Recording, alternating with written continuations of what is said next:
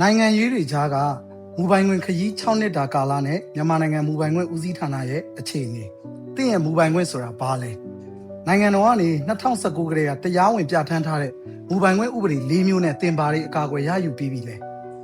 2019ကတည်းကနိုင်ငံရေးအခြေအနေတွေကြောင့်အမျိုးမျိုးရုန်းကန်ခဲ့ရတဲ့မြန်မာနိုင်ငံမူပိုင်ခွင့်ဦးစီးဌာနရဲ့စ조사မှု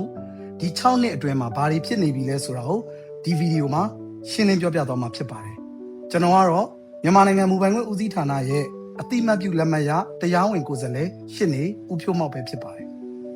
ဒီဗီဒီယိုကို Lady Justice Legal Service တရားဆောင်နဲ့သမီးဥပဒေအကျိုးဆောင်အတွက်ဖန်တီးတင်ဆက်လိုက်ရပါတယ်ဗျဒီဗီဒီယိုလေးကအသုံးဝင်နေဆိုရင်တော့ like and subscribe လုပ်ပေးဖို့အတွက်တောင်းဆိုချင်ပါတယ်လူတိုင်းရဲ့အဖိုးတန်တီထွင်မှုမှန်သမျှကိုကာကွယ်ဖို့အတွက်မူပိုင်ခွင့်ဥပဒေ၄မျိုးနဲ့ခြုံငုံပြီးတော့ကာကွယ်ရပါတယ်တင်ရောင်းနေတဲ့ပစ္စည်းတင်ထုတ်နေတဲ့ပစ္စည်းအမည်အမှတ်တစိတ်အတွက်ကုန်အမှတ်တစိတ်မူပိုင်ခွင့်ဥပဒေဥပမာဦးချမ်းပစိုးမြင့်မြင့်ခင်ထုံးမို့တင်ကုန်ပစ္စည်းဒီဇိုင်းပိုင်းဆိုင်ရာအတွက်စက်မှုဒီဇိုင်းမူပိုင်ခွင့်ဥပဒေဥပမာ L ပိုင်းရေသန့်မှုဒီဇိုင်းနဲ့ Designer Water ရေသန့်မှုရဲ့ဒီဇိုင်းကွဲပြားမှု Edison တို့လို Nikola Tesla တို့လိုပထမဦးဆုံးသောတီထွင်မှုတွေကိုပြုလုပ်ခဲ့ကြတဲ့ဉာဏ်ကြီးရှင် genius တွေအတွက်ကိုတီထွင်မှုမူပိုင်ခွင့်ဥပဒေတခြင်းတွေတန်စင်တွေဗီဒီယိုတွေ idea တွေဝတ္ထုတွေစောင်းပါးတွေကြပြတွေတက်ကတူမှာပြုစုတဲ့စာတန်းတွေစာသားတွေကူးချခံရတာတွေအားလုံးအတွက်စာပေနဲ့အမှုပညာမူပိုင်ခွင့်ဥပဒေဒီဥပဒေတွေကို2019မှာစတင်ပြဋ္ဌာန်းပြီးတော့မူပိုင်ခွင့်တွေကိုလက်ခံခဲ့တာဘယ်အခြေအနေကိုရောက်နေပြီလဲမြန်မာနိုင်ငံမှာရှိတဲ့မူပိုင်ခွင့်တွေကိုလူဘယ်နှယောက်လောက်ကလူချင်းချင်းနဲ့တင်နေကြပြီလဲဆိုတာကိုမြန်မာနိုင်ငံမူပိုင်ခွင့်ဦးစီးဌာနရဲ့2025ခုနှစ်ကကျွန်တော်တို့ကိုယ်စားလှယ်မွန်းမှန်တင်တန်းမှာဖြန့်ဝေပေးတဲ့အချက်လက်တွေရ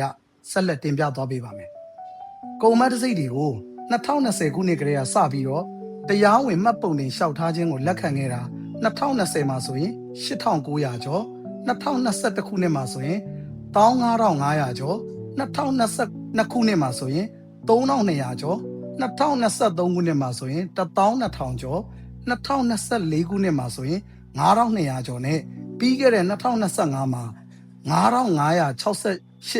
ရှောက်လွှာပေါင်းနဲ့စုစုပေါင်းကုန်မှတ်တစိတ်မူပိုင်ခွင့်ရှောက်လွှာပေါင်း9802ဆောင်လက်ခံရရှိခဲ့ကြောင်းပြောပြလာပါတယ်မြန်မာနိုင်ငံသားစီးပွားရေးလုပ်ငန်းရှင်တွေကုန်မှတ်တစိတ်မူပိုင်ခွင့်ကိုဘလောက်တောင်မှမမောနေလဲဆိုတာကိုဒီလျှောက်လွှာတွေကိုကြည့်ချင်းအဖြစ်သက်သေအဖြစ်သိနိုင်ပါတယ်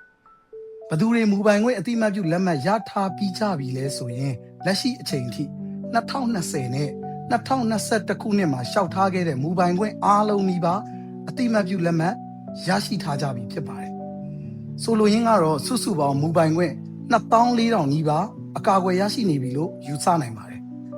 စက်မှုဒီဇိုင်းမူပိုင်ခွင့်နဲ့ပတ်သက်ရင်လည်းရှောက်ထားပြီးတဲ့နောက်တစ်နှစ်အတွင်းမှာအလင်းမြန်ရရှိအောင်ထုတ်ပေးလျက်ရှိပါတယ်တီထွင်မှုမူပိုင်ခွင့်ဆိုရင်လည်းတကယ်သာလူဘဝအတွက်အသုံးဝင်တဲ့ Nobel ဆုတောင်ရရှိနိုင်တဲ့တီထွင်မှုမျိုးကိုသာမြန်မာလူမျိုးတွေကပြုလုပ်နိုင်ခဲ့မယ်ဆိုရင်နိုင်ငံတကာမှာပါအကာအကွယ်ရရှိအောင်ချက်ချင်းမူပိုင်ခွင့်ထုတ်ပေးသွားမှာဖြစ်ပါတယ်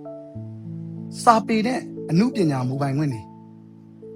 ဘားတွေမှာခွင့်ပြုချက်မရှိဘဲနဲ့တခြင်းတွေဆိုတာတွေ DJ တွေဖွင့်တာတွေတခြင်းတွေကိုမူပိုင်ခွင့်မရှိဘဲနဲ့ပြန်လဲတေးသံသွင်းတာတွေ remix လုပ်တာတွေခလုတ်အတိုးလျှော့လုပ်တာတွေစာသားတွေကူးချတာတွေအတွက်လည်းဘယ်အရာမဆိုမူပိုင်ခွင့်ဦးစီးဌာနမှာတရားဝင်မှတ်ပုံတင်နိုင်ပြီဖြစ်ကြောင်းသတင်းကောင်းပါအပ်ပါတယ်။အဲ့ဒါလိုလွယ်ကူစွာတင်နိုင်မှုအတွက်ကိုဒီအချင်းပြည့်မီတဲ့မူပိုင်ခွင့်ကိုယ်စားလှယ်စုစုပေါင်း802ဦးကိုမူပိုင်ခွင့်ဦးစီးဌာနကတရားဝင်ကိုယ်စားလှယ်အတိမတ်ပြုလက်မှတ်ထုတ်ပေးပြီးတော့ခန့်အပ်ထားပြီးဖြစ်ပါတယ်။ဒီတော့မိမိနှစ်သက်ရာမူပိုင်ခွင့်ကျွမ်းကျင်သူကိုယ်စားလှယ်ကနေတဆင့်မြန်မာနိုင်ငံမူပိုင်ခွင့်ဦးစီးဌာနကို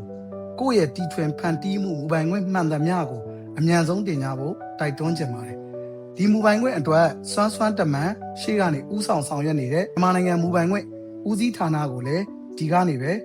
ဂုဏ်ပြုရင်းနဲ့ပဲကျေးဇူးတင်ရှိပါကြောင်းပြောကြားရင်းနဲ့ဒီဗီဒီယိုကိုဆုံးသတ်လိုက်ရပါတယ်ခင်ဗျာ။